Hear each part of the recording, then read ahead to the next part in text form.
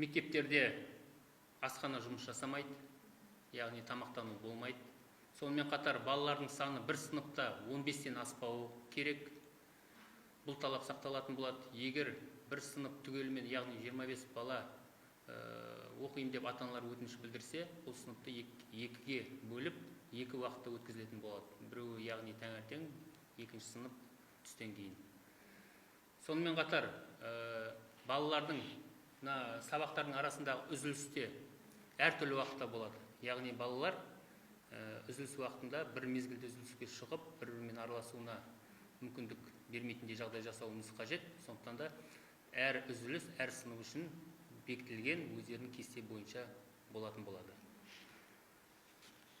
Сонымен қатар барлық кабинеттерде желдету, кварцтау жұмыстары жүргізіледі. Әрбір балаға бір-бір парта берілетін болады, бөлек-бөлек отырып. Сонымен қатар енді әрине сабақтың ұзақтығы 40 минут болады. Егер мұғалім, мысалы мұғалім класс жетекшісі немесе сынып жетекшісі бір класты екіге бөліп оқытатын болса, ол мұғалімге